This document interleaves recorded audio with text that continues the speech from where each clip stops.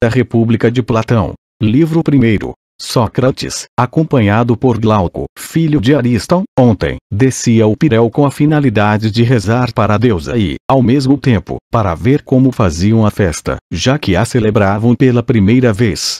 Pareceu-me muito bonita a procissão, mas não menos esplendorosa que a dos Trácios.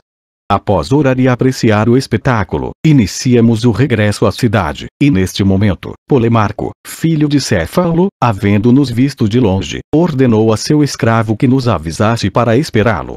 E o rapaz, puxando-me pelo manto, disse: Polemarco pede que o esperem. Virando-me, então, perguntei onde ele estava. Ele vem atrás de mim. Respondeu-me: esperem-no. Muito bem, esperaremos. Disse Glauco. Pouco tempo depois, chegaram Polemarco e Adimanto, irmão de Glauco, Nicérato, filho de Nícias e alguns outros que, aparentemente, vinham da procissão. Polemarco: Sócrates, parece-me que já regressam à cidade. Sócrates: e não estás errado. Polemarco: vê quantos somos. Sócrates: como não? Polemarco: pois, então, ou tem mais força que nós ou ficam aqui. Sócrates: e não há outra saída para convencê-los de que tens deixar-nos ir. Polemarco: e poderiam convencer-nos, disse ele, se nós não queremos. Glauco: de nenhuma maneira. Polemarco: porque percebam, não queremos. E Adimanto acrescentou: não sabe que esta noite haverá uma corrida com tochas a cavalo, em honra à deusa. Sócrates: a cavalo? Perguntei. Isso é coisa nova. E quanto às tochas, serão passadas uns aos outros enquanto montam? Ou como devo entender? Polemarco: como já bem disseste. Além do mais, celebrarão ainda uma festa noturna, que valerá a pena vê-la. Nós sairemos depois de acabar o jantar, assistiremos à festa e nos encontraremos com muitos jovens para conversar. Fiquem, portanto, e não pensem em outra coisa. Glauco: vejo que teremos que ficar. Sócrates: sim, assim parece. Fomos, então, à casa de Polemarco e encontramos seus irmãos, Lísias e Eutidemo, Trasímaco de Calcedônia, Carmántides de Penéia e Clitofonte, filho de Aristônimo. Estava também presente Céfalo, pai de Polemarco, que me pareceu muito envelhecido, pois fazia muito tempo que não o via. Estava sentado em uma cadeira com almofada e usava uma coroa, porque havia oferecido um sacrifício no pátio. Sentamo-nos ao seu lado, onde havia algumas cadeiras. Ao ver-me, Céfalo cumprimentou-me. Céfalo: ó, Sócrates, são raras as vezes que vens ao Pireu. Não deveria ser assim, pois se eu ainda tivesse forças para ir à cidade, não precisarias vir aqui, senão, nós mesmos iríamos à tua casa. Mas, como não é assim, tens que vir com mais frequência à minha. Quanto mais amortizados estão em mim os prazeres do corpo, mais crescem os desejos e satisfações da conversação. Não deixes de acompanhar-te dos jovens, e de frequentar a casa dos amigos, onde terás sempre intimidade. Sócrates: em verdade, Céfalo, agrada-me conversar com pessoas de mais idade, pois me parece necessário informar-me com pessoas que já percorreram um caminho pelo qual, talvez, também tenhamos que passar, e assim conhecer se é áspero e difícil ou fácil e cômodo. Com muito prazer, ouviria tua opinião sobre isso, porquanto já chegastes à idade que os poetas chamam o limiar da velhice. Declaras como um período desgraçado da vida, ou melhor, como a qualificas? Céfalo: eu dir-te-ei, por Zeus, como é minha realidade, ó Sócrates. Muitas vezes nos reunimos, confirmando o antigo provérbio, alguns poucos, aproximadamente da mesma idade, e então, a maior parte dos reunidos se lamenta, sentindo falta e recordando os prazeres juvenis do amor, da bebida, dos banquetes e outras coisas da mesma espécie. Afligem-se como se houvessem perdido grandes bens e como se houvessem vivido bem e agora, nem sequer vivessem. Alguns se atormentam também pelas ofensas que recebem de seus parentes, e alegam que são consequências da velhice todos os sofrimentos que lhes sobrevêm. Em meu modo de ver, Sócrates, eles culpam o que é inculpável, porque se fosse a velhice a causa dos problemas, eu teria sofrido o mesmo que eles, e assim também todos os demais que chegam à mesma idade. Todavia, tenho encontrado muitos que expressam a velhice de maneira diferente. Em certa ocasião, estava com Sófocles, o poeta, quando alguém lhe perguntou: como te encontras, Sófocles, em relação ao amor? És capaz, ainda, de estar com uma mulher? E ele respondeu: nem me recordes, bom homem, livrei-me do amor com a maior satisfação, como quem escapa de um senhor furioso e truculento. Pareceu-me que ele havia concluído bem, e sigo concordando com suas palavras, porque, efetivamente, a velhice produz uma grande paz e uma grande liberdade, no que diz respeito a estas questões. Quando as tensões dos desejos diminuem, ocorre exatamente o que Sófocles dizia: que nos livramos de muitos tiranos furiosos. De todas as queixas e aborrecimentos alegados, não existe mais de uma causa, Sócrates, e ela não se resume à velhice, senão ao caráter dos homens, pois para os prudentes e bem-humorados a velhice não é de grande pesar, ó Sócrates. Entretanto, se assim não forem, quer a velhice, quer a juventude, lhes provocarão repúdio.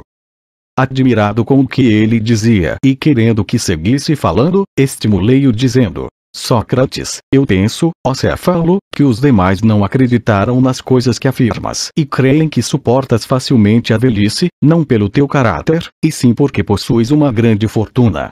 Dizem que para os ricos existem muitos consolos. Céfalo, isso é verdade.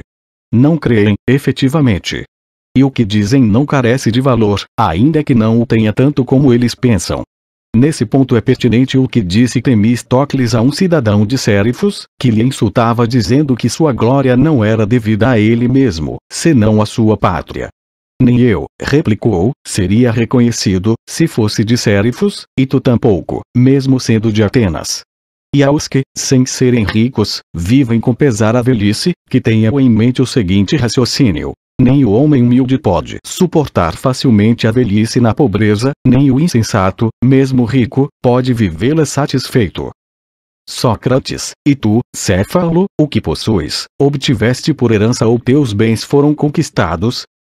Céfalo, o que eu conquistei, ó Sócrates? Como comerciante, fui o intermediário entre meu avô e meu pai, porque meu avô, de quem eu possuo o mesmo nome, recebeu uma herança aproximadamente do mesmo valor que a minha e a multiplicou várias vezes, enquanto meu pai, Lisanias, a reduziu a menor valor que o atual. Eu me contento se não deixá-la diminuída, senão um pouco maior do que a recebi. Sócrates, perguntei isso porque me pareceu que não possuis excessivo amor às riquezas, e isto ocorre, geralmente, àqueles que não as adquiriram por si mesmos, pois os que as adquirem se agarram a elas em dobro, como o amor dos poetas a seus poemas e o dos pais por seus filhos. Um comerciante preza pela riqueza por ser obra sua e também pela utilidade, assim como todos os outros homens. Este é um motivo porque é difícil a convivência com eles. Interessam-se apenas pelo dinheiro. Céfalo, dizes a verdade. Sócrates, não há dúvida. Dizes-me mais uma coisa: qual foi a maior vantagem que conseguiste sacar com tua grande fortuna? Céfalo, é algo que, provavelmente, não poderia convencer muitas pessoas com minhas palavras. Porque, como sabes, ó Sócrates, seguiu, quando um homem começa a pensar que vai morrer, sobrevém o medo e a preocupação por coisas que antes nem pensava. E as fábulas que contam sobre o Hades, de que o que se há cometido aqui, será pago ali. Histórias antes não levadas a sério, transtornam-nos a alma, por temermos serem verdadeiras. A debilidade da velhice e a proximidade desse outro mundo ajudam-nos a compreender melhor as coisas do além, enchem-nos de receio e nos fazem examinar se ofendemos a alguém. Aquele que encontra muitos pecados em sua vida, desperta-se frequentemente dos sonhos, cheio de pavor, como criança, e vive infeliz, cheio de expectativa. Mas, aquele que sabe não haver praticado nenhuma injustiça, constantemente, enche-se de uma doce esperança benévola ama da velhice, segundo a frase de Píndaro, que, esclarecidamente, disse, ó Sócrates, que quem vive em justiça e piedade, acompanha-o uma doce esperança, que acalenta o coração e suaviza a velhice, que governa, soberana, as mentes vacilantes dos mortais. Falou com razão e de uma admirável maneira. Aí põe o principal valor das riquezas, não para qualquer um, e sim para o moderado, pois para não enganar nem mentir, ainda que involuntariamente, e para não estar em dívida de sacrifícios com nenhum Deus, nem devendo dinheiro a nenhum homem, e partir sem medo para o mundo do além, ajuda o fato de possuir riquezas. Existem também outros proveitos, porém, mais que tudo, ó Sócrates, sustento que é por essa finalidade que considero a riqueza útil para o homem sensato. Sócrates, é o que tu dizes, Céfalo, mas essa virtude sobre a qual falamos, a justiça, consiste, simplesmente em dizer a verdade e devolver a cada um o que lhe foi tomado, ou estas mesmas coisas podem ser feitas algumas vezes com justiça e outras sem ela. Expõe um exemplo. Se alguém recebe armas de um amigo em perfeito juízo, e esse adquire a insanidade e as pede de volta, todos diriam que não se deve devolvê-las e que não seria justo devolvê-las, muito menos dizer a verdade a quem se encontre em semelhante estado. Céfalo, concordo. Sócrates, portanto, a justiça não consiste em dizer a verdade, nem em devolver o que se tomou. Polemarco, eu digo que sim, Sócrates, se acreditamos nas palavras de Simônides. Céfalo, bem, deixo-vos a discussão, pois tenho que atender ao sacrifício. Polemarco, atento a essas palavras, então quer dizer que não sou eu teu herdeiro? Céfalo, sorrindo, sem dúvida, e se foi para o sacrifício?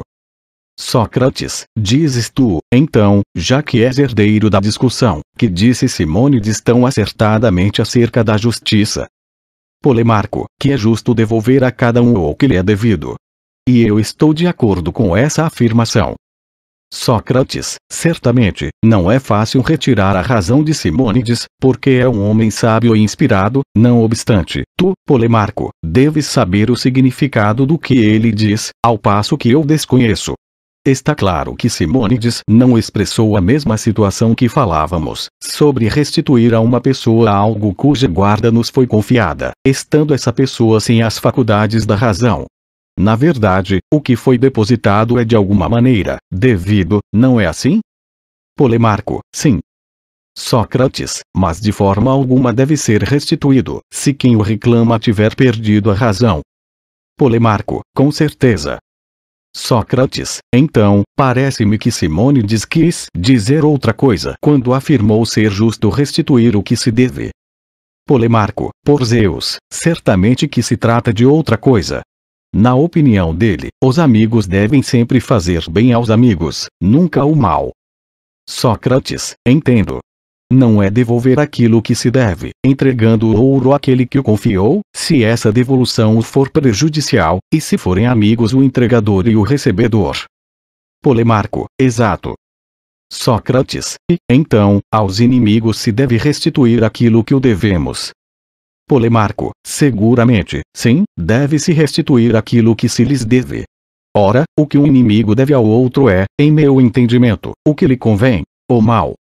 Sócrates, Simônides falou, ao que parece, enigmaticamente, à maneira dos poetas, ao explicar o que é a justiça.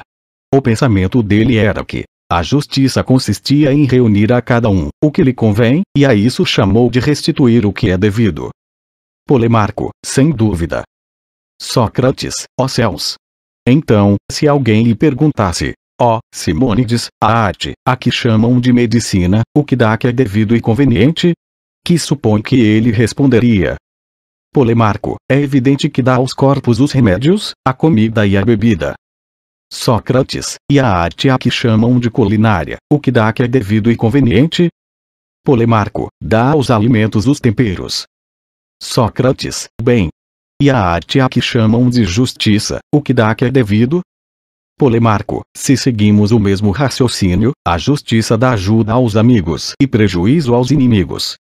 Sócrates, portanto, ele diz que a justiça consiste em fazer bem aos amigos e mal aos inimigos. Polemarco, assim me parece. Sócrates, e agora quem é mais capaz de fazer bem a amigos doentes e mal a inimigos, em questão de doença e de saúde? Polemarco, o médico. Sócrates, e, relativamente, os perigos do mar aos navegantes. Polemarco, o piloto. Sócrates, e o justo, em que atividade e para que serviço é mais capaz de ajudar aos amigos e prejudicar aos inimigos? Polemarco, no combate contra uns e a favor de outros, me parece. Sócrates, bem. Mas, na verdade, meu caro Polemarco, para quem não estiver doente, o médico é inútil. Polemarco, é verdade. Sócrates, e assim também o piloto, para quem não estiver embarcado. Polemarco, sim. Sócrates, logo, também é inútil o justo para quem não estiver em guerra? Polemarco, não me parece muito. Sócrates, então, a justiça também é útil em tempo de paz. Polemarco, e Sócrates, e a agricultura também, não é? Polemarco, também. Sócrates, certamente, para adquirir seus produtos. Polemarco, sim.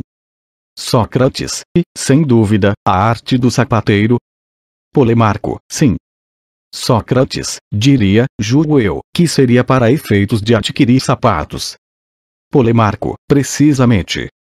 Sócrates, e, então, qual diria ser a utilidade ou aquisição da justiça em tempos de paz? Polemarco, para os contratos, Sócrates.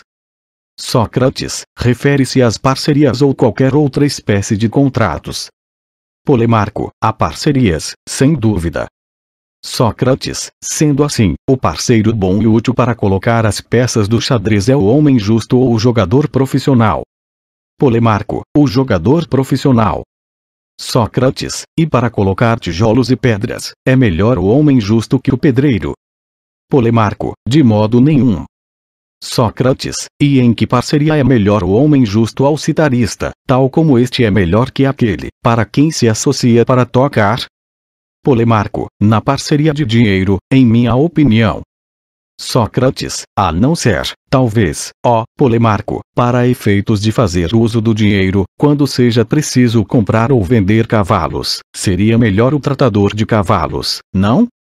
Polemarco, parece que assim o é.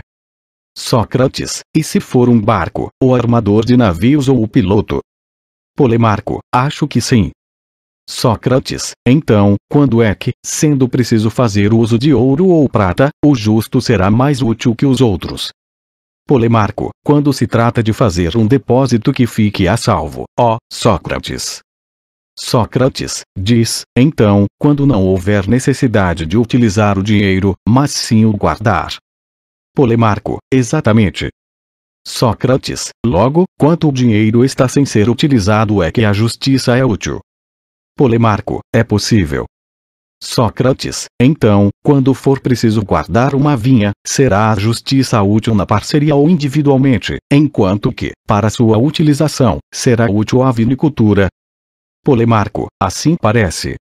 Sócrates, afirma também que, para o escudo e a lira, quando se tratar de guardar e de não os utilizar para nada, será útil a justiça. Enquanto para se servir deles, mais útil serão o soldado e o músico? Polemarco, é forçoso. Sócrates, e em tudo mais e para cada coisa, a justiça é inútil, quando nos utilizamos dela, sendo útil apenas quando não nos servimos.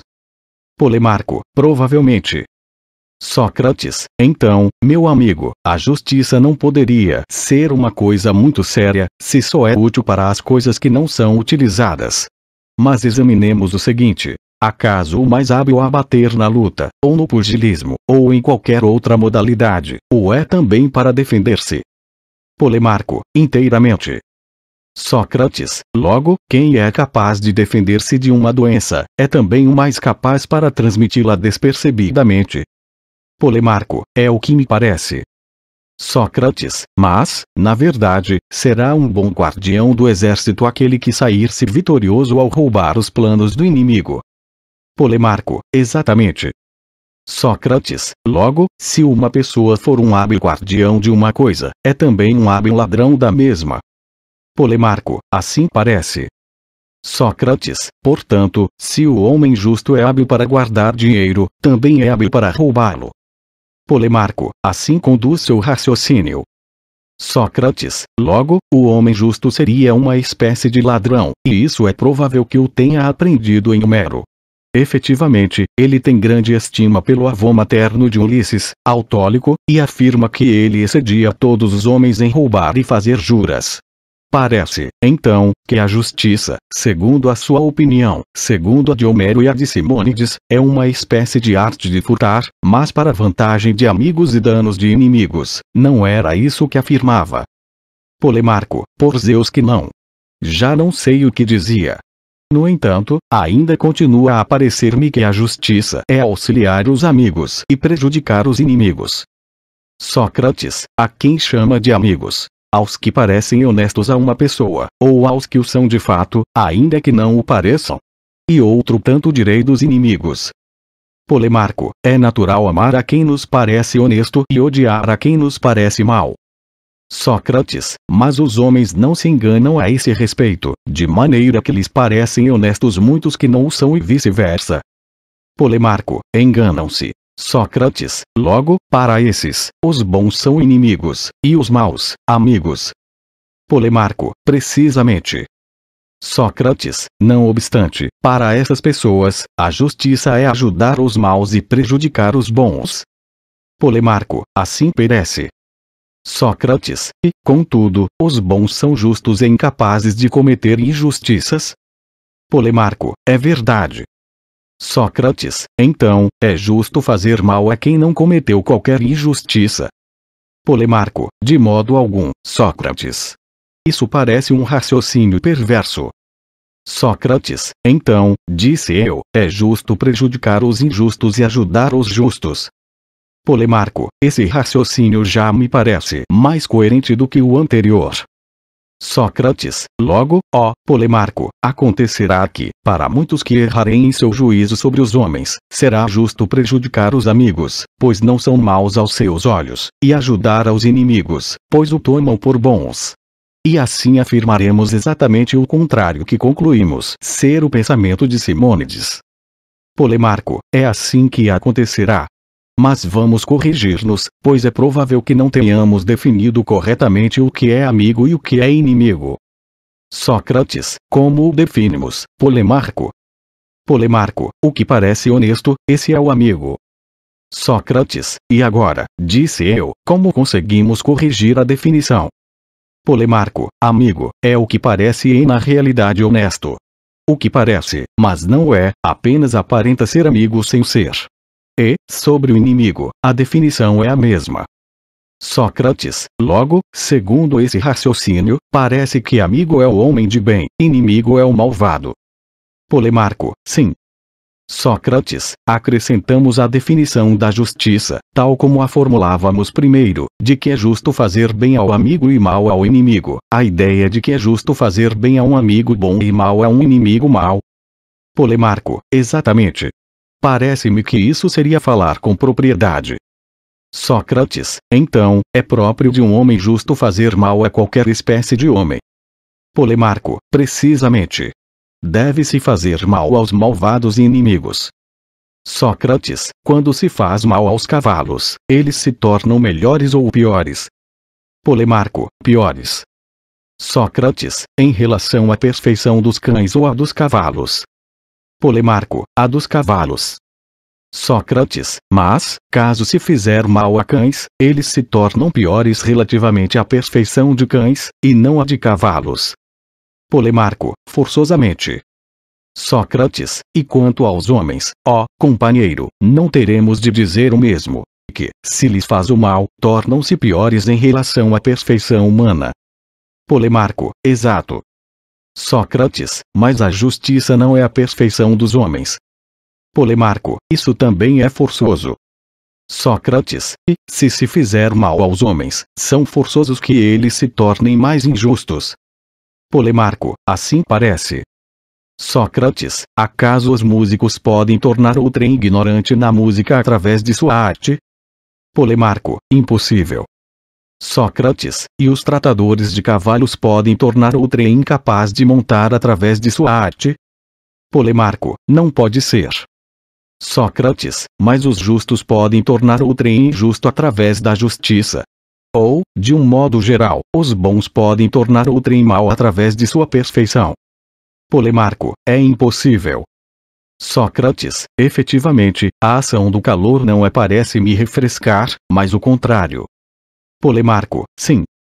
Sócrates, nem a da secura umedecer, mas o contrário. Polemarco, exatamente. Sócrates, nem tampouco a do homem bom fazer o mal, mas o contrário. Polemarco, assim parece. Sócrates, então, o homem justo é bom. Polemarco, absolutamente. Sócrates, logo, ó, Polemarco, fazer mal não é a ação do homem justo, quer seja um amigo, quer seja qualquer outra pessoa, mas, ao contrário, é a ação de um homem injusto. Polemarco, parece-me inteiramente verdade, ó, Sócrates. Sócrates, portanto, se alguém afirmar que a justiça consiste em restituir a cada um o que lhe é devido, e que isso significa que o homem justo deve fazer mal aos inimigos e bem aos amigos, quem assim afirmar não é sábio, porquanto não disse a verdade. Fazer mal não é justo de nenhuma maneira.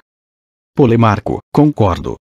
Sócrates, logo, lutaremos, pois, tu e eu, se alguém pretender afirmar que disse semelhante coisa a Simônides, Biante, Pítaco ou qualquer outro dos bem-aventurados sábios. Polemarco, eu estou disposto a acompanhar-te na luta. Sócrates, mas, sabes tu, por acaso, a quem pertence esta afirmação? É justo fazer bem aos amigos e mal aos inimigos. Polemarco, de quem?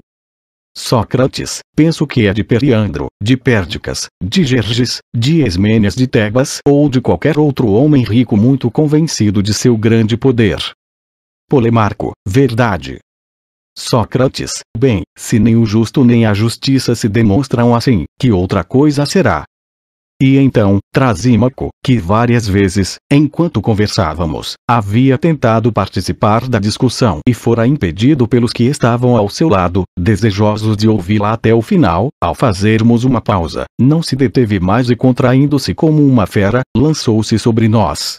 Tanto Polemarco, como eu, assustamo-nos, enquanto ele falou em alto e bom som para todos. Trasímaco, que falatório é este, ó, Sócrates, que iniciaste há um bom tempo? Por que discutir o tema de maneira tão simplista, cedendo alternadamente o lugar um ao outro? Se quiseres saber o que é a justiça, não te limites a perguntar e a refutar arrogantemente quando te respondem, sabendo que é mais fácil perguntar que responder. Antes, respondes tu mesmo, e dizes tu, que entendes por justiça. E cuidado com o que falarás, que é um necessário, ou proveitoso, ou útil, ou vantajoso, ou conveniente. Tudo que venhas a falar há de ser com claridade e precisão, porque eu não aceitarei que sigas com semelhantes frivolidades. Sócrates, surpreso, escutei-o temeroso. Parece-me que, se não houvesse olhado para ele antes de ele olhar para mim, teria perdido a voz. Mas ocorreu que, quando começou a exaltar-se com nossa discussão, dirigi-lhe meu olhar primeiro, e assim me senti capaz de responder. Disse-lhe com um ligeiro tremor: Sócrates, ó, Trasímaco, não te zangues conosco. Se Polemarco e eu nos sobrepassamos um tanto ao examinar o assunto e cometemos erros, estes foram contra nossa vontade. Porque, se estivéssemos buscando ouro, sabes que não cederíamos voluntariamente o lugar um ao outro, arruinando a descoberta. Quando buscamos a justiça, que é mais preciosa que muitos ouros, o faríamos com mútuas concessões, sem nos esforçarmos para chegar à verdade. Tu entendes, amigo, que não podemos, porque não temos força para tanto.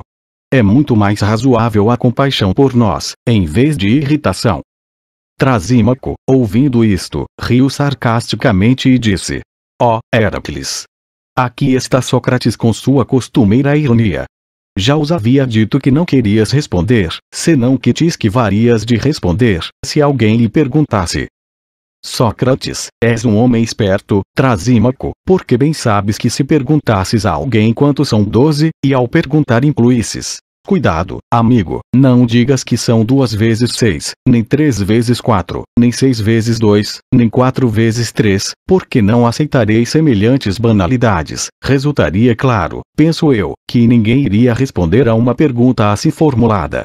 Mas, se te dissessem: Trasímaco, que dizes? Que não posso responder a nada que me anunciasses previamente, ainda que seja a realidade alguma destas coisas, isto é, que terei de afirmar algo distinto da verdade. ou como se deve entender? Que responderias a isto? Trasímaco, ora, como se isso fosse a mesma coisa. Sócrates, nada se opõe a que o seja. Ainda que não fosse igual, pensas que o interrogado deixará de responder seu entendimento, se o proibimos? Trasímaco, isso é o que vais fazer. Responder com algo que eu te vedei. Sócrates, não me surpreenderia se, após refletir, assim o fizesse. Trasímaco, e o que seria se eu te desse outra resposta acerca da justiça, distinta e melhor que todas essas? A que estarias condenado? Sócrates, a que haveria de ser, senão, ao que convém àquele que não sabe? Para ele o correto, creio, é aprender com quem sabe, e a esta pena me considero digno.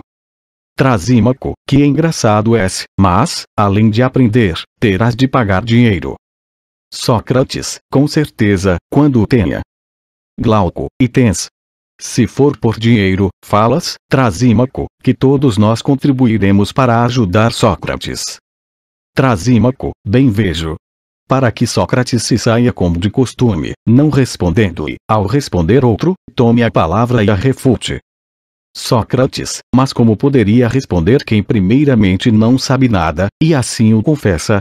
Ademais, se crê saber algo, encontra-se proibido de dizer qualquer palavra do que opina por um homem nada digno de desprezo. É mais razoável que fales tu, porque dizes que sabes e que tens algo a dizer. Satisfaz-nos a todos respondendo e não poupes a Glauco de teus ensinamentos, nem aos demais. Ao dizer isto, Glauco e os outros lhe pediram que não se esquivasse, já que era evidente que Trasímaco estava desejando falar para se sair bem, crendo que possuía uma resposta insuperável, mas fingia insistir para que fosse eu quem deveria responder. Finalmente, cedeu e disse: Trasímaco, esta é a sabedoria de Sócrates. Não quer ensinar, e sim andar daqui para ali, aprendendo dos demais, sem sequer agradecê-los. Sócrates, que eu aprendo dos demais, é a pura verdade, ó Trasímaco. Entretanto, que não pago com meu agradecimento, é um erro, pois pago com o que posso, e não posso fazer mais que elogiar, porque dinheiro não tenho. No que se referem a elogios, os faço quando me parece que alguém fala retamente, isso saberás em seguida, quando emitires tua resposta, porque penso que falarás bem. Trasímaco, escutes tu então, sustento que o justo não é outra coisa, a não ser o que convém ao mais forte. Porque não há provas. Sócrates, o farei quando entender o que dizes. Ainda não sei. Dizes que o justo é o que convém ao mais forte. E como entendes tu isso, Trasímaco? Porque, sem dúvida, não queres dizer que o campeão do pugilismo é mais forte que nós e que assim o é, devido a seu corpo. A carne de vaca, com que ele se alimenta, é também adequada e justa para nós, que somos inferiores a ele. Trasímaco, Sócrates, toma meu acerto por onde mais facilmente podes desvirtuá-lo. Sócrates, de nenhuma maneira, meu bom amigo. Dizes mais claramente o que queres expressar. Trasímaco, tu não sabes, que algumas cidades se originam por tirania, outras por democracia, outras por aristocracia. Sócrates, como não? Trasímaco, e que o governo de cada cidade é feito por quem detém a força? Sócrates, exato. Trasímaco, e assim, cada governo estabelece as leis segundo sua conveniência. A democracia, leis democráticas. A tirania, tirânicas, e do mesmo modo os demais. Ao estabelecê-las, mostram àqueles que o justo para os governados é o que a eles lhe convém, e o que vai de encontro a isto lhe castigam como violador das leis e da justiça. Assim é, meu bom amigo, o que digo que em todas as cidades é identicamente justo, é o conveniente para o governo constituído. E este é, segundo creio, o que detém o poder. De modo que, para todo homem que raciocina bem, o justo é o mesmo em todas as partes. A conveniência do mais forte. Sócrates, agora compreendo o que dizes. Se for verdade ou não, tratarei de analisar. Respondeste, ó Trasímaco, que o justo é o conveniente, e, não obstante, proibiste-me de responder isso. Certo que agregas, para um mais forte. Trasímaco, dirás, por acaso, que é um pequeno acréscimo. Sócrates, não está claro ainda se pequeno ou grande, mas sim examinar se isso que dizes é verdade. Eu também reconheço que o justo é algo conveniente. De tua parte, includes e afirmas que é o conveniente para o mais forte. Pois bem, isso é o que eu ignoro e que terei de examinar. Trasímaco, examinas. Sócrates, assim o farei, repliquei. Afirmas também que é justo obedecer aos governantes. Trasímaco, afirmo. Sócrates, e são infalíveis os governantes em cada cidade ou estão sujeitos a erros? Trasímaco, inteiramente sujeitos a erros. Sócrates, e assim, ao aplicarem leis, a alguns o fazem bem e a outros mal? Trasímaco, assim creio. Sócrates, e aplicá-las bem é o conveniente para eles mesmos, e, do contrário, aplicá-las mal, é o inconveniente? Ou como entendes? Trasímaco, assim como dizes. Sócrates, e o que estabelecem há de ser feito pelos governados, isso é o justo. Trasímaco, como não? Sócrates, portanto, segundo tua afirmação, não é só justo fazer o conveniente para o mais forte, senão, também o contrário, o inconveniente. Trasímaco, que estás dizendo? Sócrates, o mesmo que tu segundo crês. Examinemos melhor. Concordamos que os governantes, ao ordenar algumas coisas aos governados, se afastam do erro do que é melhor para eles mesmos, e que aquilo que mandam os governantes é justo que façam os governados. Trasímaco, assim penso. Sócrates, pensas, então, também que o justo é fazer coisas inconvenientes para os governantes e donos da força quando eles, involuntariamente, ordenam o que é prejudicial para si mesmo, posto que afirmasse que era justo fazer o que eles ordenam. Por acaso, Trasímaco, não vem necessariamente a ser justo fazer o contrário do que dizes, quando se ordena aos inferiores fazer o inconveniente para o mais forte? Polemarco, sim, por Zeus. Isso está claríssimo, Sócrates. Clitofonte, sem dúvida, porque tu declaras. Polemarco, e que necessidade tem uma declaração? O próprio Trasímaco confessa que os governantes ordenam, às vezes, coisas prejudiciais para eles mesmos e que é justo que os outros as façam. Clitofonte, fazer o ordenado pelos governantes, Polemarco, foi justamente o que estabeleceu Trasímaco como justo. Polemarco, mas também, Clitofonte, colocou como justo o conveniente para o mais forte. E estabelecendo ambas as coisas, confessou que os mais fortes ordenam, às vezes, o inconveniente para eles mesmos, com o fim de que o façam os inferiores e governados. Segundo estas confissões, mais justo seria o conveniente para o mais forte que o inconveniente. Clitofonte, entretanto, pelo conveniente para o mais forte quis dizer o que o mais forte entende que lhe convém. E que isto teria de ser feito pelo inferior. Com base nisso firma-se a justiça. Polemarco, não foi assim como disse. Sócrates, igualmente, ó Polemarco, se agora Trasímaco diz assim, assim entenderemos. Sócrates, dizes, então, Trasímaco. Era isso o que querias definir como justo, o que parece ser conveniente para o mais forte. Temos que confirmar que essas foram tuas palavras? Trasímaco, de nenhum modo. Pensas, por acaso, que eu chamo o mais forte ao que erra?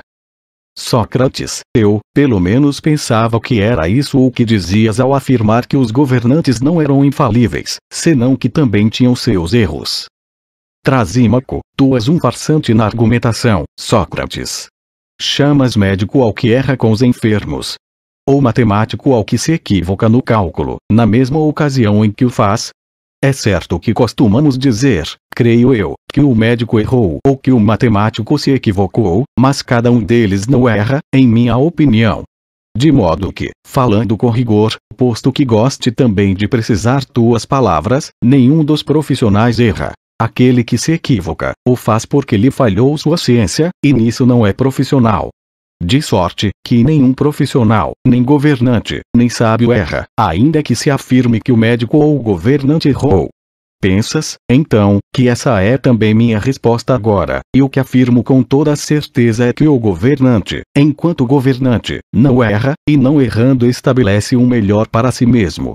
isto há de ser feito por ele, e, assim como declarei a princípio, entendo por justiça o que é conveniente para o mais forte. Sócrates, pois bem, Trasímaco. Parece-te que estou de má fé? Trasímaco, inteiramente. Sócrates, pensas que te interroguei propositadamente deste modo para te prejudicar na discussão? Trasímaco, sei bem que sim. Mas de nada te servirá, porque não me passam despercebidas tuas manobras. Nem se me apanhares de surpresa serás capaz de me dominar na argumentação. Sócrates, nem haveria de tentá-lo, afortunado Trasímaco, mas, para que não nos aconteça uma coisa assim, define claramente que entendes por governante e por mais forte, se é no sentido geral ou como, agora, intitulaste. Esse mais forte, enquanto o mais poderoso, que possui uma conveniência, a qual é justo que o mais fraco sirva. Trasímaco, quero significar o governante no sentido mais rigoroso do termo. Perante isto, põe-te de má fé tanto quanto puderes, pois que não te peço nenhuma graça, porque não serás capaz. Sócrates, julgas-me tão delirante, a ponto de tirar os pelos de um leão, colocando-me em má situação contra tu mesmo. Trasímaco, ainda há pouco experimentaste. Sócrates, basta destas questões. Mas me dizes, o médico, em sentido rigoroso que há pouco definias, tem por objetivo ganhar dinheiro ou tratar os doentes. Mas, refere-te a um médico de verdade. Trasímaco, tratar os doentes. Sócrates, e o piloto? Como deve ser, chefe dos marinheiros ou marinheiro? Trasímaco, chefe dos marinheiros. Sócrates, não se leva em consideração, para nada, o fato de ele estar embarcado no navio, pois não é por isso que se deverá chamar-lhe marinheiro, e não é pelo fato de navegar que lhe chamam piloto, mas pela sua arte e pelo seu comando aos marinheiros. Trasímaco, é verdade. Sócrates, nesse caso, cada um tem sua própria conveniência? Trasímaco, sem dúvida. Sócrates, e sua arte foi feita para procurar e fornecer, a cada um, o que lhe convém? Trasímaco, para isso. Sócrates, cada uma das artes possui qualquer outra vantagem para além da maior perfeição possível. Trasímaco, que queres perguntar com isto? Sócrates, te explico com um exemplo. Se me perguntasses se basta ao corpo ser corpo, ou se necessita de algo mais, eu responderia que, sem dúvida, necessita. E por isso se inventou e existe a arte da medicina, porque o corpo está sujeito a defeitos, e dos mesmos necessita ser curado. Para lhe fornecer o conveniente, foi criada esta arte. Parece-te certo o que falo, ou não? Trasímaco, totalmente. Sócrates, e então? A medicina, em si mesma, é imperfeita, ou, em geral, qualquer outra arte necessita de alguma virtude, como os olhos, da vista, e os ouvidos, da audição, e por esse motivo, além desses órgãos, nós carecemos de uma arte apropriada para examinar e para fornecer o que lhe é útil, e esta, por sua vez, de outra, e assim infinitas vezes. Ou ela mesma examinará o que lhe é vantajoso. Ou, quiçá, não necessita de si mesma nem de outra para examinar o que é conveniente à sua própria imperfeição. Efetivamente, nenhuma arte possui imperfeição ou falha alguma, nem cabe a uma arte examinar o que é útil, senão aquilo de que é arte. E examina de maneira rigorosa, é assim ou de outro modo. Trasímaco, assim parece ser. Sócrates, portanto, a medicina não busca a conveniência para si mesma, senão para o corpo. Trasímaco, assim é. Sócrates, nem a equitação a conveniência para a equitação, mas para os cavalos. Nem nenhuma outra arte o conveniente para si mesma, pois para nada serve, senão para o ser a que ela se aplica. Trasímaco, assim parece. Sócrates, então, ó Trasímaco, as artes governam e dominam o objeto que constituem. Ele concordou neste ponto, ainda que a duras penas. Sócrates, portanto, nenhuma ciência procura ou prescreve o que é vantajoso ao mais forte, mas sim ao mais fraco e ao que é por ela governado. Por fim, reconheceu também isto, mas tentou discutir. Depois de ele assentir, continuei. Sócrates, nenhum médico, na medida em que é médico, procura ou prescreve o que é vantajoso ao médico, mas sim ao doente. Pois concordamos que médico, no sentido rigoroso, é o que governa os corpos, e não o que faz dinheiro com eles, ou nisso nós não concordamos? Trasímaco, sim, nisso concordamos. Sócrates, logo, também o verdadeiro piloto é o chefe dos marinheiros, e não marinheiro. Trasímaco, de acordo. Sócrates, então, um piloto ou chefe há de examinar e prescrever não o que é vantajoso para si mesmo, mas sim ao marinheiro e ao súdito? Ele concordou a custo. Sócrates, assim, Trasímaco, disse eu, nenhum chefe, em qualquer lugar de comando, examina ou prescreve o que lhe é vantajoso, mas o que o é para seu subordinado, para o qual exerce sua profissão. E tendo esse homem em atenção e o que lhe é vantajoso e conveniente, diz o que diz e faz a tudo quanto faz. Chegando a esse ponto da discussão, tornou-se evidente para todos que a definição de justiça foi refeita em sentido oposto ao afirmado. Trasímaco, em vez de responder, perguntou: dizes-me, Sócrates, tens uma ama? Sócrates, que queres saber? Trasímaco, é que julgas que os pastores ou boiadeiros velam pelo bem das ovelhas ou dos bois e que os engordam e os tratam com outro fim em vista, que não seja o bem dos patrões, ou o próprio. E mesmo os que governam os estados, aqueles que governam de verdade, supõem que se comportam com seus súditos diferentemente de como o fazem com os carneiros e que velam por outra coisa, dia e noite, que não seja tirar proveito deles. E és tão profundamente versado em questões de justo e justiça, de injusto e injustiça, que desconheces serem a justiça e o justo um bem alheio, que na realidade consiste na vantagem do mais forte e de quem governa, e de que é próprio de quem obedece e serve ter prejuízo.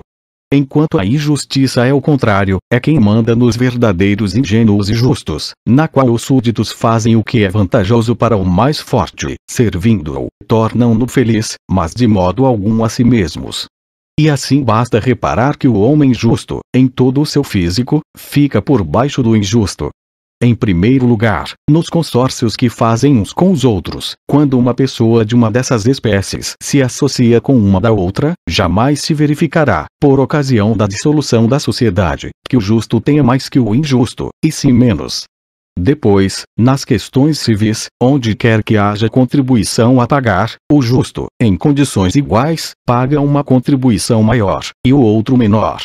Quando se tratar de receber, um não lucra nada, e o outro, muito. E, se algum dos dois ocupar um posto de comando, o justo pode contar, ainda que não tenha outro prejuízo, com ficar com seus bens pessoais em má posição e com não ganhar coisa alguma do Estado, por ser justo. E, ainda, criar inimizades com parentes e conhecidos por se recusar a servi-los contra a justiça. Ao passo que o homem injusto pode contar com o inverso de tudo que foi exposto. Refiro-me àquele que há pouco mencionei, ao que pode ter grandes ambições de supremacia. Repara, pois, neste homem, se queres julgar quanto mais vantagem tem para um particular ser injusto que ser justo. A maneira mais fácil de aprenderes é se chegares à mais completa injustiça, aquela que dá o máximo de felicidade ao homem injusto, e o maior dos desgostos aos que foram vítimas de injustiças. Trata-se da tirania, que arrebata os bens alheios às ocultas e pela violência, quer sejam sagrados, profanos, particulares ou públicos, e isso não aos poucos, mas de uma só vez. Se alguém for visto a cometer qualquer destas injustiças de per si, vontade própria, é castigado e recebe maiores injúrias. Efetivamente, a quem comete quaisquer destes malefícios isoladamente, chama-se sacrilégio, gatuno, espoliador, ladrão. Mas se um homem, além de se apropriar dos bens dos cidadãos, faz deles escravos e os tornam seus servos, em vez destes epítetos injuriosos, é qualificado de feliz e bem-aventurado, não só pelos seus concidadãos, mas por todos os demais que souberam dessa injustiça completa.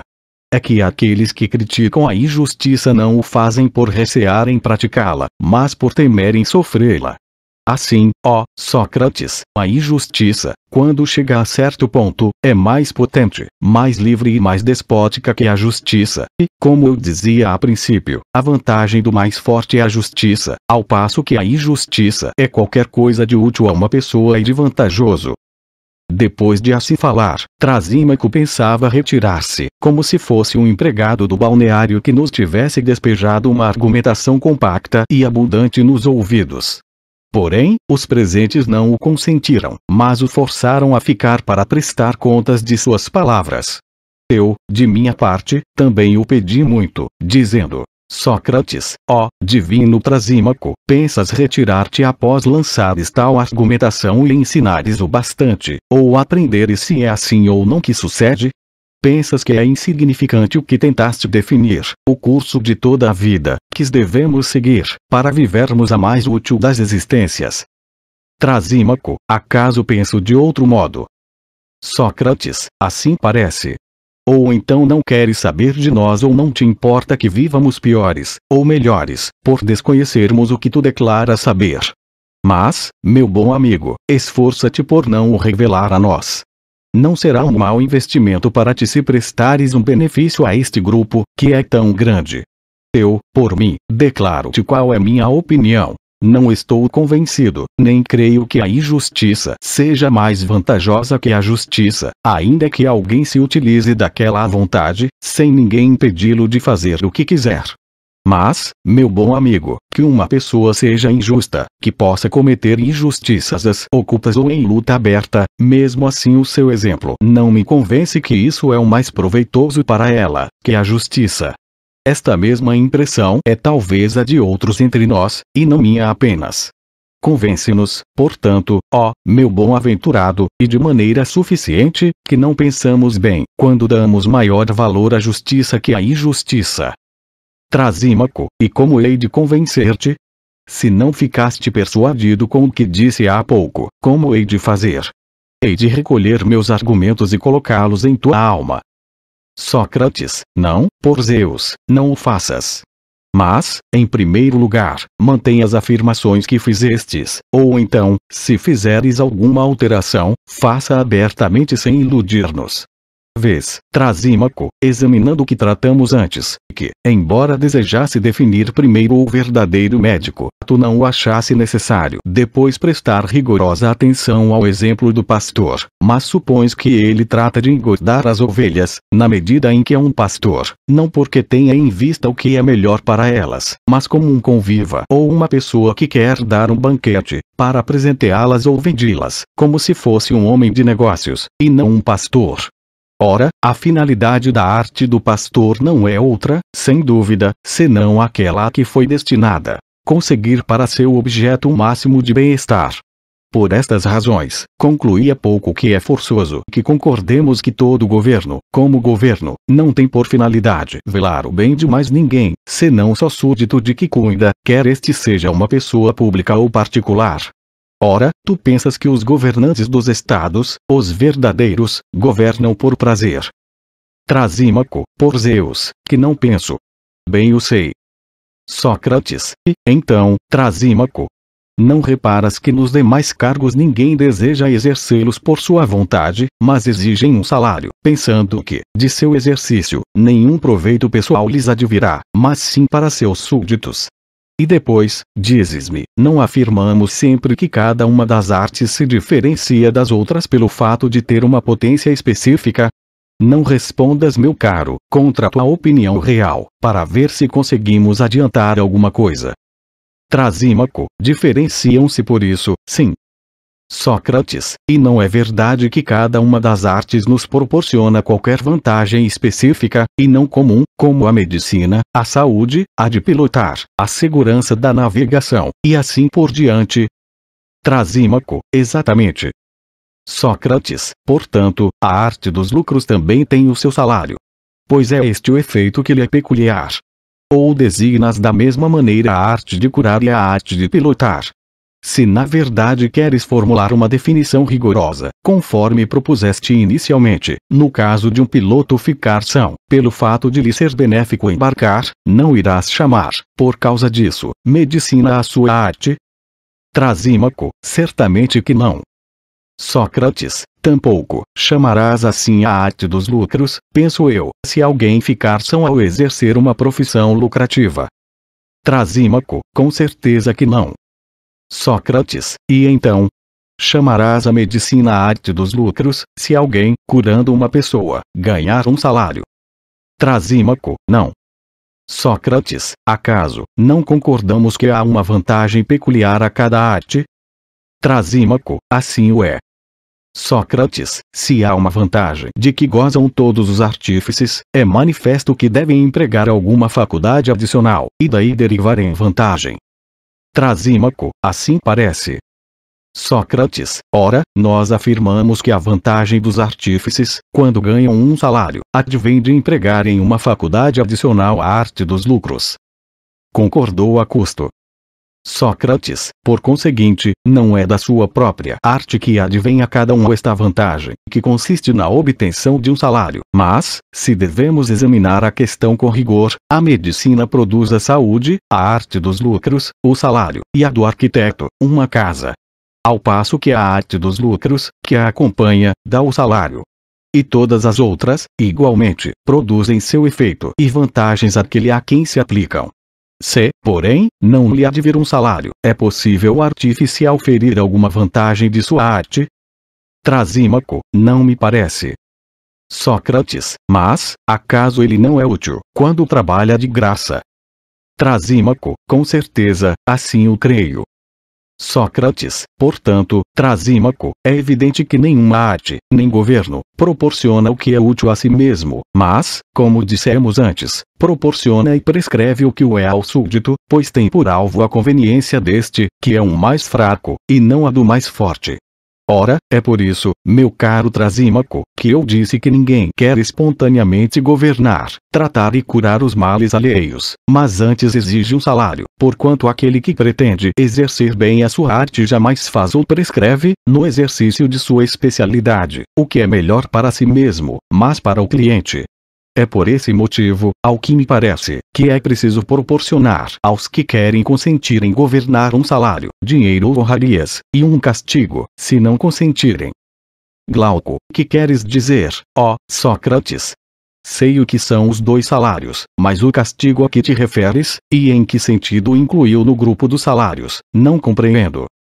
Sócrates, na verdade, não entendes que seja o salário das boas pessoas, aquele devido aos mais perfeitos governantes, quando consentem em governar. Ou não sabes que o amor às honrarias e às riquezas é considerado uma vergonha, e o é de fato? Glauco, bem o sei. Sócrates, por este motivo, os homens de bem não querem governar nem por causa das riquezas, nem das honrarias, porquanto não querem ser chamados de mercenários, exigindo abertamente o salário de seu cargo, nem de ladrões, tirando vantagem da sua posição. Tampouco querem governar por causa das honrarias, uma vez que não as estimam. É forçoso, pois, que sejam constrangidos e castigados se se pretende que eles consintam em governar, que se arriscam à vergonha, voluntariando-se ao poder, sem aguardar a necessidade de tal decisão. Ora, o maior dos castigos é ser governado por quem é pior do que nós, se não quisermos governar nós mesmos. É com receio disso, me parece, que os bons ocupam as magistraturas, quando governam, e vão para o poder, não como quem vai tomar conta de qualquer benefício, nem para com ele gozar, mas como quem vai para uma necessidade, sem existir pessoas melhores que eles, nem mesmo iguais, para quem possam relegá-lo. Efetivamente, nos arriscaríamos se houvesse um estado de homens de bem, e que houvesse competições para não governar, como agora as há para alcançar o poder. Seria evidente que o verdadeiro chefe não nasceu para velar por sua conveniência, mas pela de seus súditos. De tal maneira que, todo aquele que fosse sensato preferiria receber benefícios de outrem ter o trabalho de ajudar ele aos outros. Logo, de modo algum concordo com Trasímaco, em que a justiça consiste na conveniência do mais forte. Mas esse ponto havemos de examinar de novo. Parece-me valer muito mais a afirmação que agora fez Trasímaco, ao declarar que é melhor a vida do injusto que a do justo. Tu, Glauco, qual vida escolhes? Qual das duas afirmações te parece mais verídica? Glauco, eu, por mim, acho que a vida do justo é a mais vantajosa. Sócrates, ouviste quantos benefícios Trasímaco enumerou há pouco como sendo os da vida do injusto? Glauco, ouvi, mas não fiquei convencido. Sócrates, queres então que o convençamos? se formos capazes de encontrar alguma maneira disso, de que não diz a verdade. Glauco, como não o quereria? Sócrates, se, por conseguinte, opondo um argumento a outro argumento, enumerar quantos benefícios traz o ser justo, e ele falar por sua vez, e nós respondermos, será necessário contar os bens e medir o que cada um de nós disser em cada um dos seus argumentos, e aí já precisaríamos de juízes para resolver a questão. Se, porém, como há momentos, examinarmos as coisas chegando a um acordo um com o outro, seremos nós mesmos simultaneamente juízes e causídicos. Glauco, precisamente. Sócrates, agrada-te mais desta maneira ou daquela? Glauco, desta. Sócrates, ó Trasímaco, responde-nos desde o começo. Afirmas que a perfeita injustiça é mais útil que a perfeita justiça. Trasímaco, é precisamente isso o que eu afirmo, e dei as minhas razões. Sócrates, vamos lá. Como qualificas estas coisas? Dás a uma delas o nome de virtude, e a outra, o de vício. Trasímaco, como não? Sócrates, portanto a justiça chamas virtude, e a injustiça vício. Trasímaco, é natural, meu caríssimo amigo. Não há dúvida, uma vez que afirmo que a injustiça é proveitosa, ao passo que a justiça não. Sócrates, que dizes, então? Trasímaco, justamente o contrário, respondeu. Sócrates, acaso a justiça é que um vício? Trasímaco, não, mas uma sublime ingenuidade. Sócrates, então, ao injusto tu chamas mau caráter? Trasímaco, não, mas sim imprudente. Sócrates, acaso te parecem bons e sensatos os injustos? Trasímaco, sem dúvida, os que são capazes de ser perfeitamente injustos, com força para submeterem a sua autoridade aos estados e nações.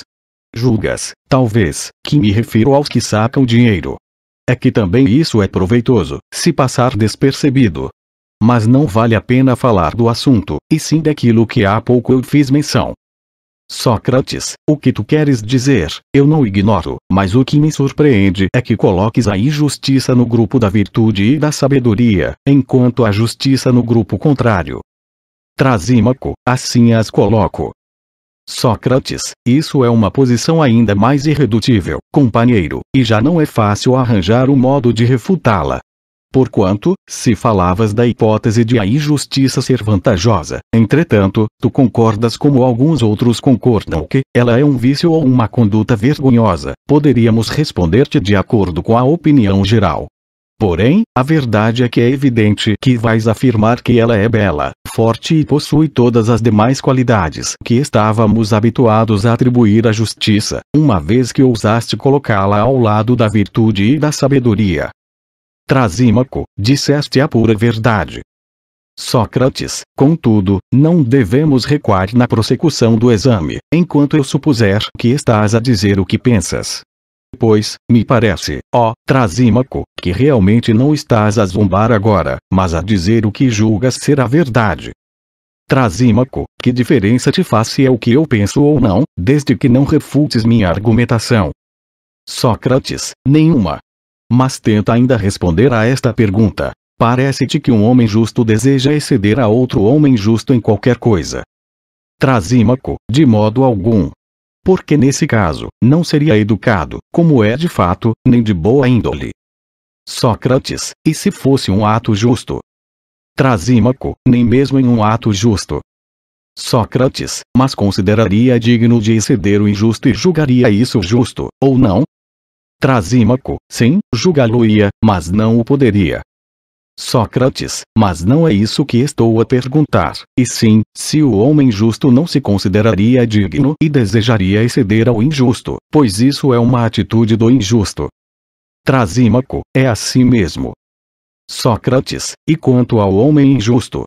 Porventura se consideraria digno de exceder o justo e a ação justa? Trasímaco, e como não seria assim, se ele de fato se considera digno de exceder toda a gente? Sócrates, portanto, o homem injusto quererá exceder o homem injusto e a ação injusta, e lutará para ser ele quem tem mais que todos. Trasímaco, é isso. Sócrates, digamos, pois, que o justo não quer exceder ao seu semelhante, mas ao seu oposto. Ao passo que o injusto quer exceder tanto o seu semelhante como o seu oposto. Trasímaco, falastes perfeitamente. Sócrates, o injusto é inteligente e bom, e o justo não é uma coisa nem outra. Trasímaco, também está certo. Sócrates, portanto, o homem injusto se parece com o inteligente e bom, enquanto o justo não? Trasímaco, pois como há de ser um homem, com certa qualidade, semelhante aos que a têm, e o que não possui ser diferente? Sócrates, perfeitamente, cada um deles tem, então, a qualidade daqueles com quem se parece. Trasímaco, e depois? Sócrates, ora, Trasímaco, tu podes dizer algo de uma pessoa que é músico, e de outra que não é? Trasímaco, com certeza. Sócrates, qual dos dois é sábio? E qual é ignorante? Trasímaco, sem dúvida, o músico é o sábio, e o não músico o ignorante. Sócrates, e quanto a um médico, é da mesma maneira. Trasímaco, e Sócrates, parece-te, pois, excelente atitude, que um músico, quando afina a lira, pretenda exceder outro músico na tensão ou distensão das cordas, e se consideram dignos de ultrapassarem-se mutuamente? Trasímaco, a mim, não. Sócrates, e, então, se fora um não músico?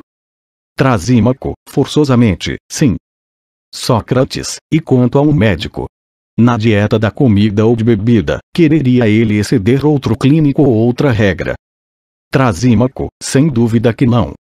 Sócrates, e a um que não fosse médico? Trasímaco, sim.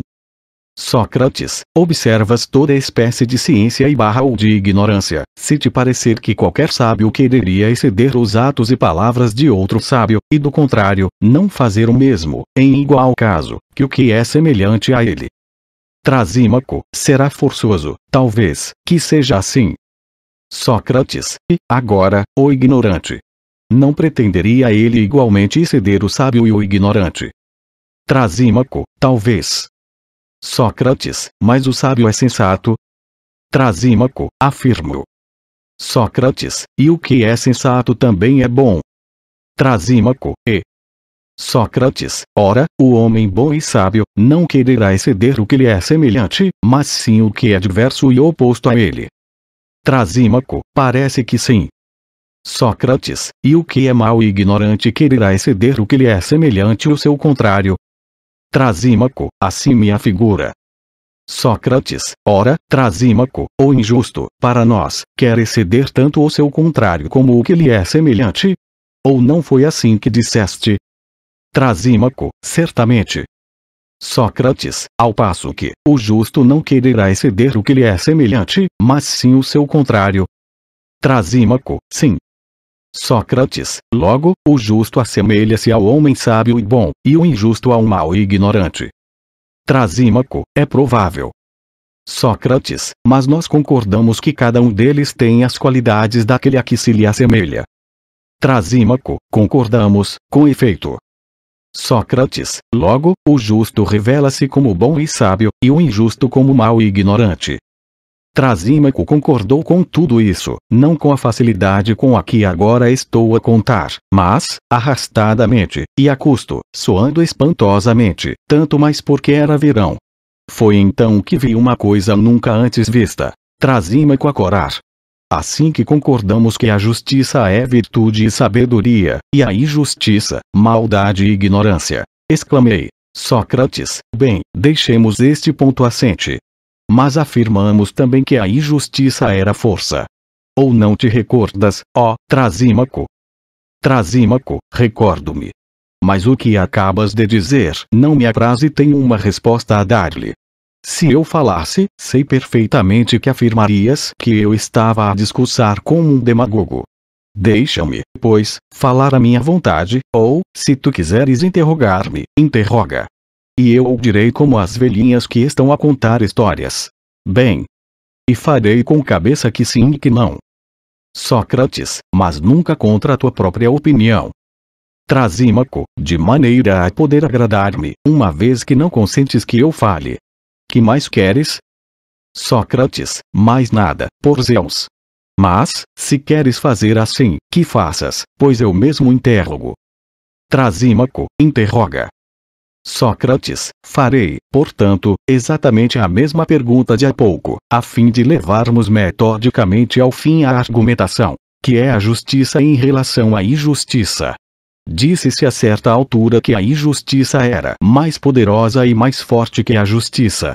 Agora, prossegui, se, na verdade, a justiça é sabedoria e virtude, julgo que facilmente se demonstrará que é mais forte que a injustiça, uma vez que a injustiça é ignorância, ninguém deixaria de reconhecê-lo. Mas não é assim tão simplesmente, ó Trasímaco, que eu desejo resolver o caso, mas antes examiná-lo por outro lado. Concordarias que seria injusto para um Estado tentar submeter injustamente outros Estados e reduzi-los à escravatura, ou ter diversos sujeitos aos seus impérios? Trasímaco, como não? E isso é que fará, acima de tudo, o melhor dos Estados e o mais perfeitamente injusto. Sócrates, compreendo que era esse teu argumento. Mas, relativamente a ele, só quero examinar este ponto. Um Estado que se apossa de outro exercerá sua dominação sem a justiça, ou será forçado a utilizar-se dela. Trasímaco, se é como há pouco afirmavas, sobre a justiça e a sabedoria, com ela. Mas, se é como eu disse, com a injustiça. Sócrates, estou satisfeitíssimo, ó Trasímaco, porque não te limitas a dizer que sim, e que não com a cabeça, mas respondes muito bem. Trasímaco, é para te ser agradável. Sócrates, fazes muito bem. Mas, faças-me o favor de responder ainda a esta pergunta. Parece-te que um Estado, ou mesmo um exército, ou piratas, ou ladrões, ou qualquer outra classe, poderiam executar o plano ilegal que empreenderam em comum, se não observassem a justiça uns com os outros? Trasímaco, certamente que não. Sócrates, e se não a observassem? Não seria melhor? Trasímaco, absolutamente. Sócrates, de certo, Trasímaco, é porque a injustiça produz em uns e em outras revoltas, ódios e contendas, ao passo que a justiça gera a concórdia e a amizade. Não é assim? Trasímaco, que seja, só para discutir contigo. Sócrates, fazes bem, meu excelente amigo. Mas dizes-me o seguinte. Se, portanto, é este o resultado da injustiça, causar o ódio onde quer que surja, quando ela se formar entre homens livres e escravos, não fará também com que se odeiem uns aos outros, com que se revoltem e fiquem incapazes de empreender qualquer coisa em comum? Trasímaco, precisamente. Sócrates, e se originar entre suas pessoas? Não ficarão divididas e se tornarão adversárias? Trasímaco, ficarão. Sócrates, e se a injustiça, meu amigo, originar-se numa só pessoa, com certeza, não perderá sua própria força ou a manterá tal qual estava. Trasímaco, a manterá tal qual estava. Sócrates, portanto, a injustiça parece ter uma força tal, em qualquer entidade em que se origine, quer seja um Estado, nação, exército ou qualquer outra coisa, que, em primeiro lugar, incapacite-a de atuar de acordo consigo mesma, devido às decisões e discordâncias. Além disso, tornam-na inimiga de si mesma, e de todos os que lhe são contrários e que são justos. Não é assim? Trasímaco, exatamente, segundo julgo. Sócrates, e, se existir num só indivíduo, produzirá, segundo julgo, os mesmos efeitos. Em primeiro lugar, torná-lo-á incapaz de atuar, por suscitar a revolta e a discórdia em si mesmo. Em seguida, fará dele inimigo de si mesmo e dos justos. Não é verdade? Trasímaco, sim. Sócrates, e os deuses, meu amigo, certamente que também são justos. Trasímaco, certamente. Sócrates, logo, o injusto será também odioso aos deuses, ó Trasímaco, e o justo será seu amigo. Trasímaco, banqueteia-te à vontade com tua argumentação, que não serei eu quem te contradirá, a fim de não me tornar odioso aos presentes. Sócrates, vamos lá, e sacia-me no resto da ceia, respondendo-me como tens feito. Porque os justos mostram-se sábios, melhores e mais capazes de atuar, ao passo que os injustos nem sequer são capazes de atuar em conjunto. Mas, se dissermos injustos aqueles que levaram a cabo solidamente uma empresa em comum, estaremos a fazer uma afirmação que, de modo algum, é verdadeira, pois não se poupariam uns com os outros, se fossem totalmente injustos. Ao contrário, é evidente que havia neles qualquer vislumbre de justiça, que os obrigava, pelo menos, a não praticarem injustiças uns com os outros, enquanto atuavam, e graças a qual faziam o que faziam. Ao lançarem-se em atos injustos, eram parcialmente maus na sua injustiça, uma vez que os que são completamente maus e inteiramente injustos são também inteiramente incapazes de atuar. Assim é o que eu entendo, e não como expuseste de início. Se os justos têm uma vida melhor e são mais felizes que os injustos, como precisamente nos propusemos a verificar depois, é o que vamos analisar.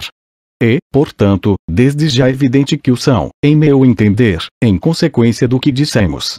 Seja como for, é melhor examinar a questão, porquanto a discussão não é a deriva, mas sobre a regra da vida que devemos adotar. Trasímaco, examina, então. Sócrates, examinarei. Ora, dizes-me, parece-te que há uma função própria de cavalo. Trasímaco, com certeza. Sócrates, aceitarias, portanto, que a função do cavalo ou de qualquer outro animal é aquela que se pode exercer unicamente por meio do respectivo animal, ou, pelo menos, com mais perfeição. Trasímaco, não compreendo, objetou. Sócrates, vejamos de outra maneira. É possível ver com outra coisa que não sejam os olhos. Trasímaco, sem dúvida que não. Sócrates, e, então, é possível ouvir com outra coisa que não sejam os ouvidos. Trasímaco, de modo algum. Sócrates, portanto, diremos justamente que essas são suas funções. Trasímaco, exatamente. Sócrates, e, então, poderiam talhar os sarmentos da vinha com uma faca, uma lanceta ou muitos outros instrumentos. Trasímaco, como não? Sócrates, mas com coisa alguma se executaria tão perfeitamente a tarefa, segundo julgo, como com uma manufatura exclusiva para o efeito. Trasímaco, é verdade. Sócrates, então, não aceitaremos que esta é sua função. Trasímaco, aceitaremos. Sócrates, penso que agora entenderás melhor o que há pouco te perguntava, ao interrogar se a função de cada coisa era precisamente aquilo que executava, ou só ela, ou melhor, que as outras. Trasímaco, entendo, parece-me, que é essa a função de cada coisa. Sócrates, bem. Portanto, não te parece ter uma virtude, que lhe é própria, tudo que está encarregado de uma função. Tornemos ao mesmo ponto. Os olhos, dizíamos nós, têm uma função, não? Trasímaco, tem. Sócrates, portanto, tem também uma virtude? Trasímaco, sim. Sócrates, e, então, dissemos que os ouvidos tinham uma função. Trasímaco, dissemos. Sócrates, portanto, uma virtude também. Trasímaco, sim, também uma virtude. Sócrates, e, relativamente, com todas as coisas ocorre o mesmo. Trasímaco, sim. Sócrates, ora, bem. Porventura, os olhos cumpririam bem sua função, se não tivessem sua própria virtude, mas um defeito em seu lugar. Trasímaco, como poderiam fazê-lo? Referes-te, talvez, à cegueira, em vez da vista. Sócrates, não é a respeito disso que estou a perguntar, mas se a sua função se desempenha bem, graças à virtude que lhe é própria, ou mal, devido ao defeito. Trasímaco, sim, falas a verdade. Sócrates, logo, também os ouvidos, privados de sua virtude própria, desempenham mal sua função. Trasímaco, exatamente. Sócrates, englobaremos, portanto, todas as outras coisas no mesmo raciocínio? Trasímaco, é o que me parece. Sócrates, ora, então, seguimos, após examinar este ponto. A alma tem uma função, que não pode ser desempenhada por toda e qualquer outra coisa que exista. A mesma consiste no seguinte: superintender, governar, deliberar e todos os demais atos da mesma espécie. Será justo atribuir essas funções a qualquer outra coisa que não seja a alma, ou devemos dizer que são atributos específicos dela? Trasímaco, pertencem à alma e a nenhuma outra coisa. Sócrates, e, agora, quanto à vida? Não diremos que é uma função da alma. Trasímaco, acima de tudo. Sócrates, logo, diremos também que existe uma virtude da alma. Trasímaco, sim, diremos. Sócrates, então, ó Trasímaco, a alma algum dia desempenhará bem suas funções, se for privada de sua própria virtude, ou é impossível? Trasímaco, é impossível. Sócrates, logo, é forçoso que quem tem uma alma má governe e dirija mal, e quem tem uma boa, faça tudo isso bem. Trasímaco, sim, é forçoso. Sócrates, não concordamos que a justiça é uma virtude da alma, e a injustiça um defeito. Trasímaco, concordamos, efetivamente. Sócrates, logo, a alma justa e o homem justo viverão bem, e o injusto mal. Trasímaco, assim parece, segundo o teu raciocínio. Sócrates, mas, sem dúvida o que vive bem é feliz e venturoso, e o que não vive bem, inversamente. Trasímaco, como não? Sócrates, logo, o homem justo é feliz, e o injusto é desgraçado. Trasímaco, assim o seja. Sócrates, contudo, não há vantagem em ser desgraçado, mas sim em ser feliz. Trasímaco, como não? Sócrates, então, jamais a injustiça será mais vantajosa que a justiça, ó, bem-aventurado, Trasímaco. Trasímaco, deleita-te com este manjar, ó, Sócrates, para o festival das bendileias.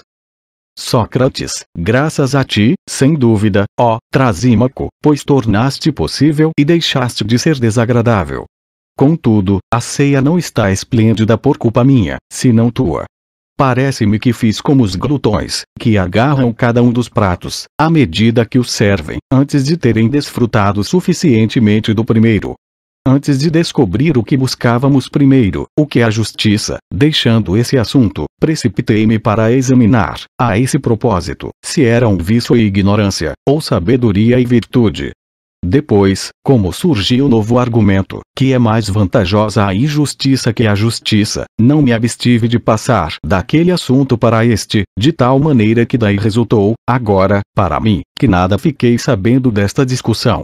Desde que não sei o que é a justiça, menos ainda saberei se dá o caso de ela ser uma virtude ou não, e se quem a possui é ou não feliz.